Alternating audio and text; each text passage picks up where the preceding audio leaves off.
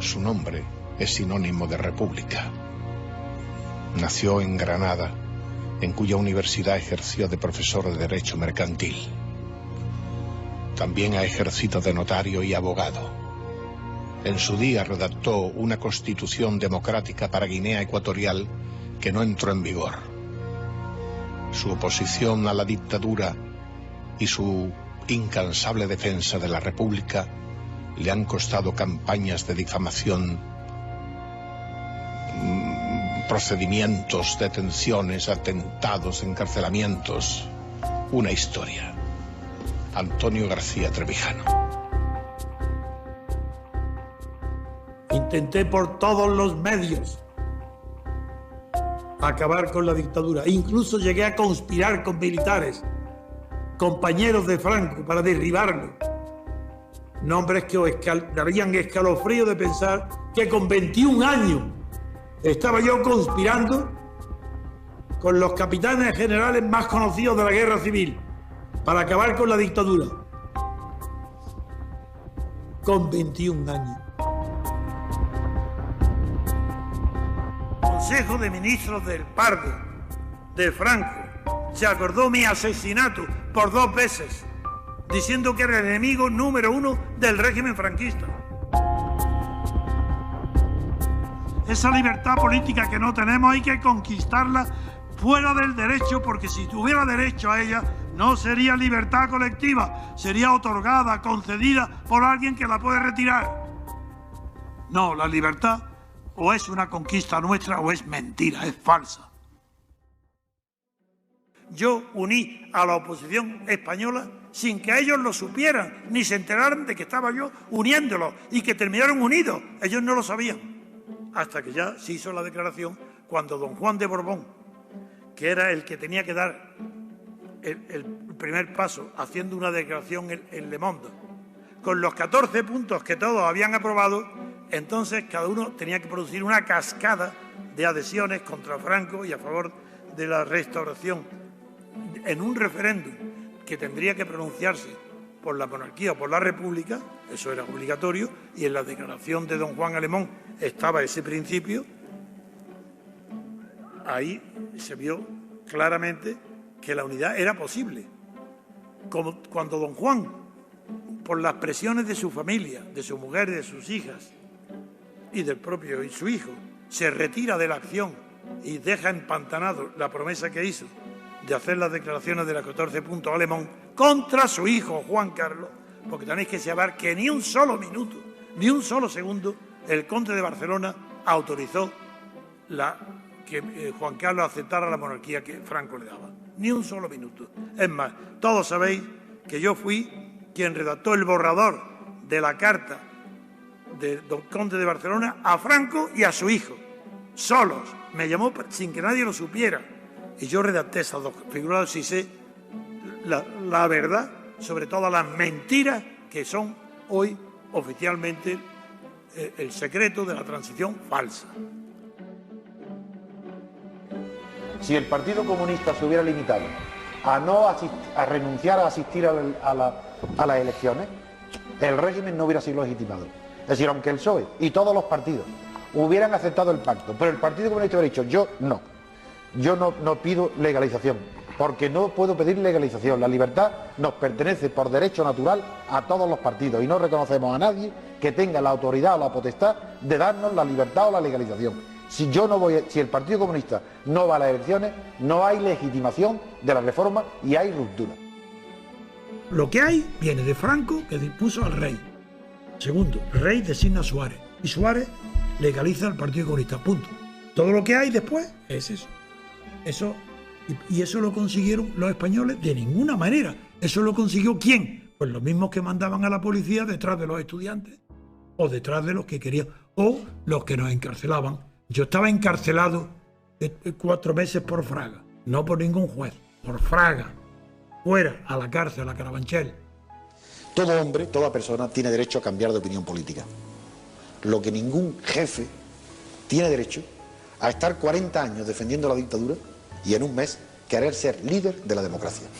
Si se ha equivocado durante 40 años defendiendo ideas de la dictadura, si ese hombre es honesto y honrado, tiene que pedir perdón por sus errores y retirarse a su casa y votar, pero no pretender ser un líder de la democracia. La transición ha sido, la libertad ha sido en España enseñada por Suárez, Arailza, Pío Cavarilla, Fraga. Es decir, ¿hay algo más inmoral que el pueblo español tenga que aprender la libertad y la democracia en boca de esos señores? España es una sociedad de traidores. La inaugura Juan Carlos, traidor número 1 a su padre. Segundo, la continúa Suárez, un ignorante total, culpable de lo que está sucediendo en España con el café para todos. Ese ignorante, irresponsable, vanidoso, por la coba y la amistad con Torcuato, el Opus, la Falange y Juan Carlos, es culpable de las autonomías que han conducido a la situación actual de Cataluña y el País Vasco. El café para todos. Y este Suárez, que cree que hoy se la lava, se olvida, uno, que fue echado de mala manera del gobierno por Juan Carlos y los capitanes generales. Dos, que le dieron la orden de que dimitiera en el acto. Y el pobre tonto de Suárez reconoce en la televisión que dimite para que su gobierno no sea un paréntesis entre dos dictaduras. Y las cortes españolas, la prensa española, los cobardes que mantienen el poder en España, no hay uno solo que le diga a Suárez, el mismo día del 23 de febrero, cuando se estaba votando el nombramiento, o antes de nombrar a Calvo Sotelo. No hay uno que le diga, señor Suárez, usted ha comparecido en la televisión para decir que dimite porque una dictadura le ha obligado a que dimita. Unos generales, un militar o el rey, quien sea, dígalo. Nadie se lo pregunta y él tampoco lo dice. ¿Os dais cuenta qué representación de España puede haber? ¿Qué diputado puede presumir de que ha tenido dignidad? ¡Dignidad!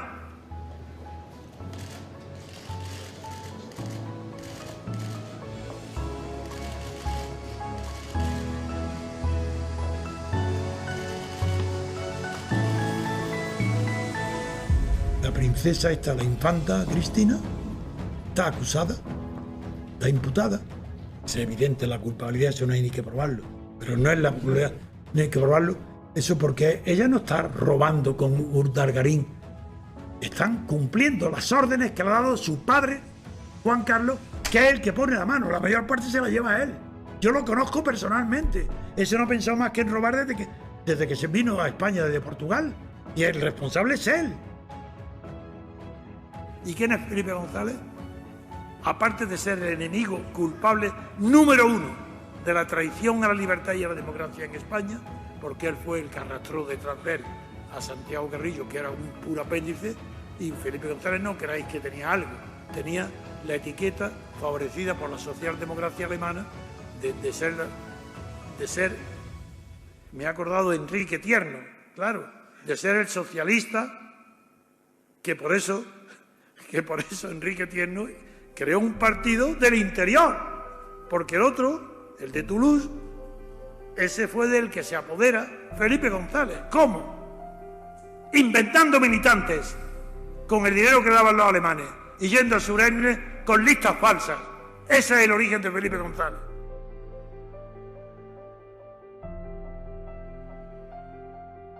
Fraga y Felipe González se reúnen en la casa de los suegros de Miguel Boyer, Arnaldo. Y allí, con Fraga, y allí prometen mutua ayuda con la condición de que me eliminen a mí. Fraga me mete en la cárcel porque se lo pide Felipe González. Y una vez que estoy yo en la cárcel, Felipe González, bueno, eso lo sé porque me lo ha contado todo desde Bruselas, Chesón. Una vez que me mete en la cárcel, el mercado común todo, Spinelli, el suegro el que estaba casado con la hija de Churchill, el barón de Soane, todos, yo tenía amistad personal con ellos. y me tenían una simpatía y un respeto enorme, y todos propusieron venir a España a apoyar que saliera yo de la cárcel y en cualquier caso romper las relaciones con España para la renovación del mercado común. ¿Sabéis lo que pasó? Que los alemanes llaman a Felipe González diciendo que van a hacer que han hecho esta reunión y van a acordar esto que os acabo de decir. Y Felipe dice, no, qué error, si yo he estado en la cárcel con Antonio, conmigo, que no es verdad, no estuvo jamás.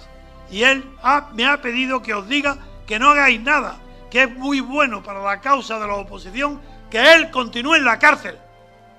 Felipe González me metió en la cárcel y me mantuvo en ella. Esa es la verdad. Para quien sepa quién es en España quién. Siendo yo entonces un compañero en la lucha contra Franco, ese traidor. Quizá el motivo fundamental por el cual en España hoy no hay democracia. Porque fui yo difamado por Felipe González, por Mújica, por Suárez. Se pusieron de acuerdo para inventarse que yo era el hombre más rico me había apoderado de Guinea, cuando yo no tenía ni un céntimo de Guinea ni nada. Esa imbecilidad escrita en un papelito, en un folio, sin firmar por nadie. Mújica lo llevó a la prensa de aquella época y estaba la materia reservada. Felipe habló con Suárez y Suárez levantó la materia reservada para que pudiera yo ser difamado. Y con eso, toda la prensa al día siguiente, en la carrera de Trevijano, yo era el jefe político contra Franco, el más grande, más que el Partido Comunista, más que nadie, único. Y ni Felipe González, nada.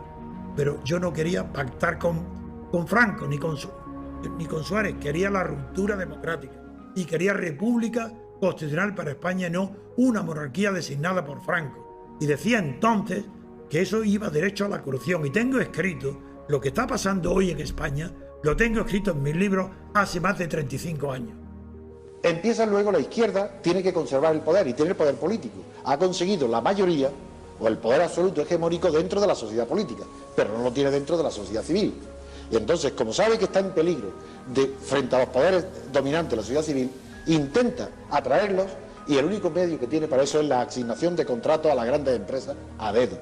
Y de eso no se sabe apenas nada, porque lo que asoma es un 1% de indiscreciones y denuncias de corrupción, pero el sistema ha funcionado por la connivencia del poder político con la clase económica dominante, que se la ha traído. De ahí que la banca, la grande industria, apoyan económicamente al PSOE.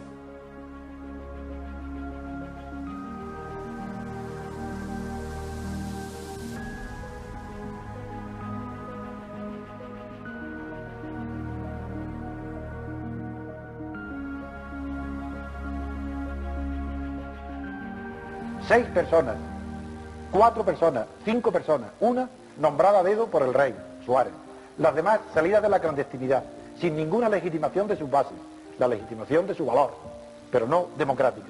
Esas personas se reúnen y dicen, no tenemos ninguno, dicen, el entendimiento, el pacto que es, no tenemos ninguna seguridad, no sabemos la incógnita que puede suponer unas elecciones, no sabemos quién vamos a ganar, pero vamos a adoptar entonces un sistema, un acuerdo, para que en el peor de los casos nadie pierda, todos ganemos. ¿Cuál? Repartirnos el poder en proporción a los votos que saquemos. ¿Y qué votos vamos a tener? No importa. Nosotros designamos a los diputados, no el pueblo. Ellos hacen las listas, 5 personas hacen toda la lista de diputados. El sistema no varía ni un ápice si no se molestaran ni en hacer listas. Se presentaron los 5 solos. El pueblo votara proporciones, el 20, el 15, el 30.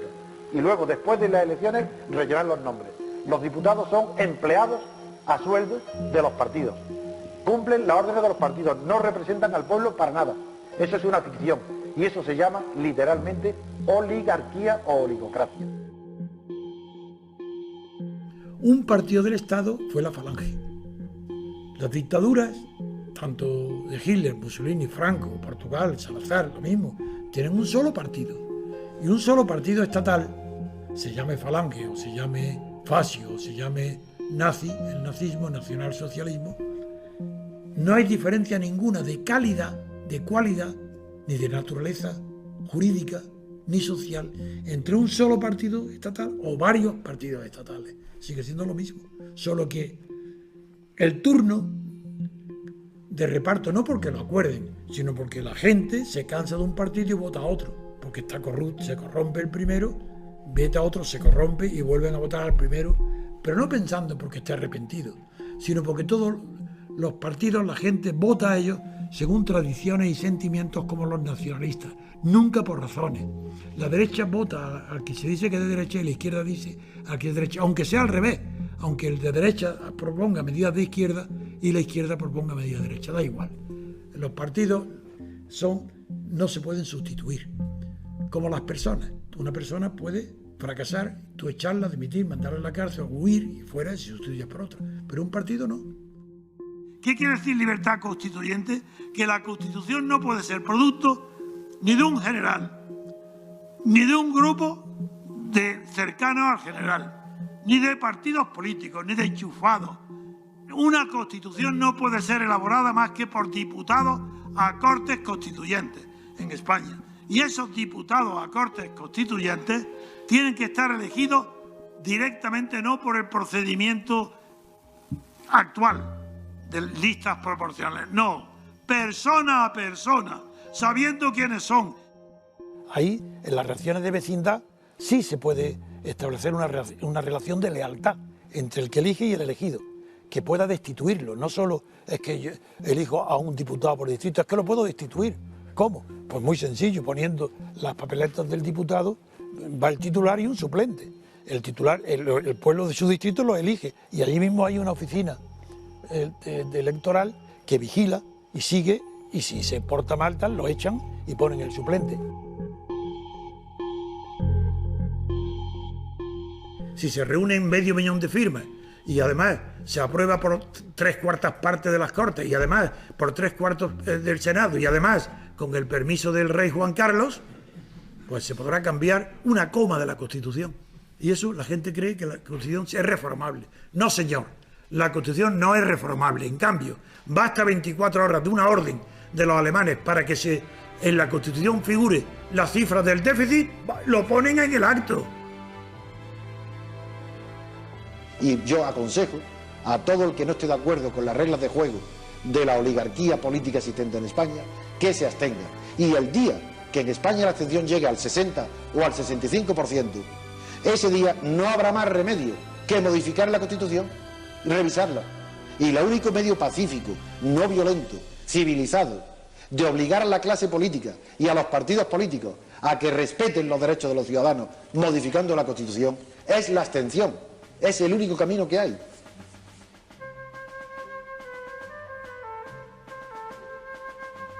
Y me di cuenta, muy joven, de que la libertad no existe si no la tienen los demás. Yo no soy libre por mucho dinero, por mucha inteligencia, por mucha cultura, por muchos pensamientos libres que yo crea tener. No soy libre como persona, si no soy libre vosotros. Cuando me reciben por España me emociono, porque no os podéis dar cuenta que soy el más grande egoísta que ha habido nunca. Expongo mi vida, tiro mi dinero, tiro mi fama, me importa poco todo con tal de que seáis libres vosotros. ¿Pero por qué? Porque quiero ser libre yo.